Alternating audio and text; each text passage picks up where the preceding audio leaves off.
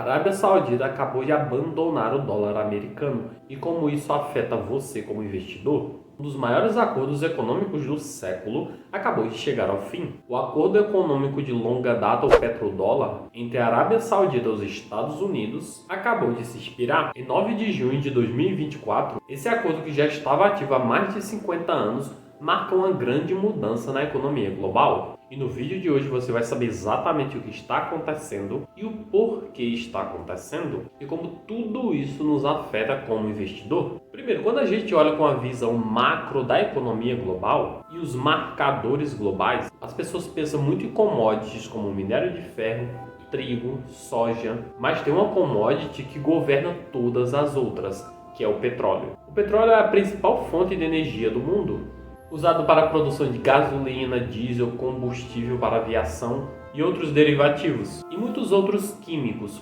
plástico, outros materiais que são derivados do petróleo. E a maior parte dos transportes terrestres, aéreos e marítimos dependem do petróleo.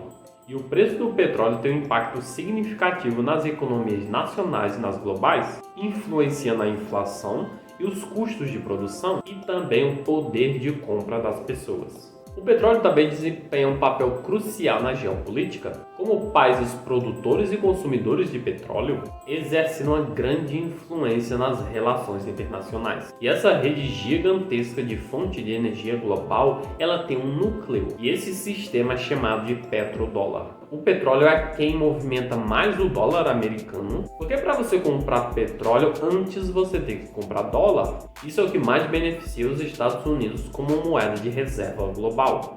Mas nem sempre foi assim.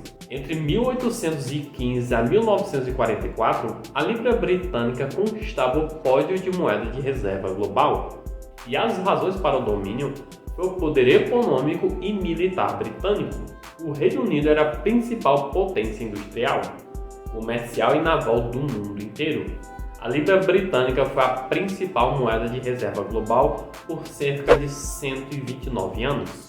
E depois da Segunda Guerra Mundial, com os impactos econômicos na economia britânica no pós-guerra, onde a libra britânica não era tão estável, e assim tudo mudou. E veio a criação do Acordo de Bretton Woods, em 1944. Estabeleceu o dólar americano como a principal moeda de reserva global, porque no meio disso tudo, com a queda do reinado britânico, pelos impactos na sua economia no pós-guerra da Segunda Guerra Mundial, os Estados Unidos já era a maior economia do mundo e o dólar americano ele era muito mais estável.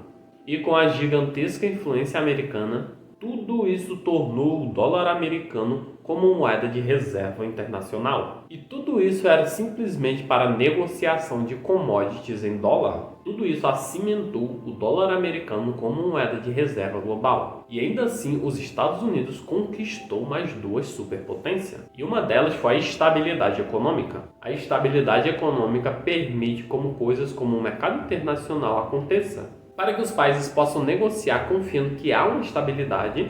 Isso eles encontraram no dólar americano, porque para isso você precisa de um valor comum e um dinheiro comum, com o qual todos concordam. E a segunda superpotência é o país cuja moeda é aquela que se beneficia dos aumentos dos preços dos ativos, incluindo também assim os títulos do Tesouro Americano, que são vistos como mais seguros do que os demais países, para que os países coloquem suas riquezas em um dinheiro que seja mais estável, para preservar a sua riqueza contra a inflação e contra as demais moedas. E eles encontraram isso no dólar americano. E é por isso que países como o Japão, a China, o Reino Unido são os maiores detentores de ativos americanos. Tudo isso através de reservas cambiais. Só o Japão é detentor de mais de $1 trilhão.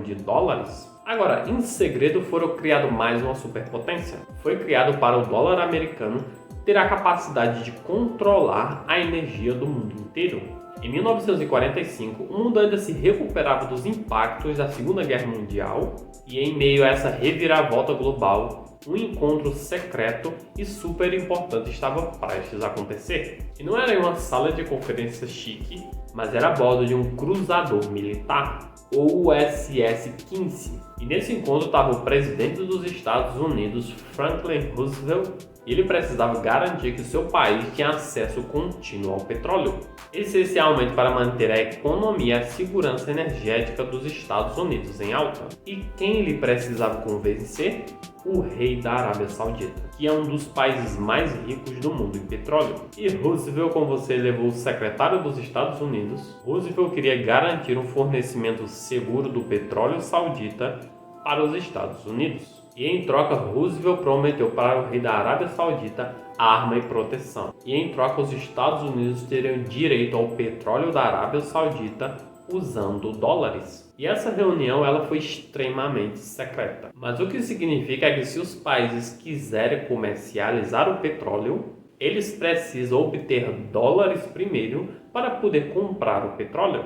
E esse acordo entre os Estados Unidos e a Arábia Saudita ajudou os Estados Unidos a dominar o comércio global e ajudou a preservar o dólar americano como moeda de reserva mundial há mais de 75 anos. E ainda esse domingo, o príncipe da Arábia Saudita anunciou que não renovaria esse contrato. Mas essa decisão ela faz parte de uma tendência muito maior, onde muitos outros países estão abandonando o dólar no comércio internacional. Porque não só a Arábia Saudita está se distanciando do dólar americano, mas também vários países do BRICS. E ainda mais, o BRICS ele vem juntando cada vez mais países e vem crescendo cada vez mais. Mas aí fica uma pergunta, o que tudo isso significa?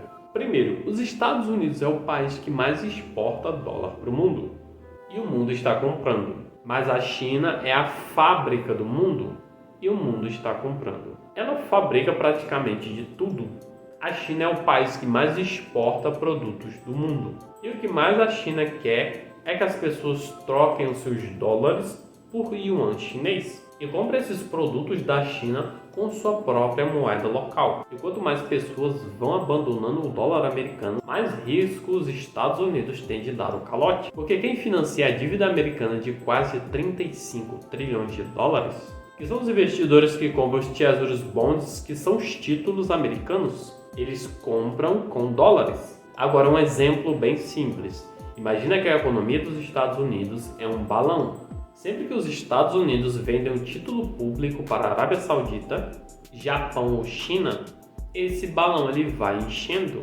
E assim ele vende mais títulos para o Reino Unido, para a França, e cada vez o balão enche mais. E no dia que esses países abandonaram seus dólares e os títulos, deixando-se de financiar a dívida americana, esse balão ele estoura e assim a economia americana colapsa, dando assim o famoso calote nos financiadores da dívida americana. Mas por que a Arábia Saudita está fazendo isso? E tem dois motivos principais. O primeiro é a inflação, porque quando os Estados Unidos ele imprime muito dinheiro, como o que aconteceu no período da pandemia, com os pacotes trilionários que foram impressos, as impressões geram assim a inflação. E como a Arábia Saudita ela tem muitos dólares para fazer as suas atividades de petróleo, ela é afetada com isso. Os Estados Unidos ele despeja a sua inflação na cabeça da Arábia Saudita. E a Arábia Saudita é o segundo país com maior reserva de petróleo do mundo. Porque o que acontece basicamente é isso, quando os Estados Unidos imprimem muito dinheiro, é como se ele estivesse despejando a sua inflação na cabeça da Arábia Saudita. E a Arábia Saudita diminui assim o seu poder de compra. E o segundo ponto é a questão do BRICS. A Arábia Saudita ela já demonstrou um interesse de entrar para o BRICS. O BRICS é a aliança entre Brasil, Rússia, Índia, China e África do Sul. E países como Rússia e China já têm reduzido a sua participação no dólar já há algum tempo. E é por isso também que a China recentemente se desfez de um monte de títulos do Tesouro dos Estados Unidos.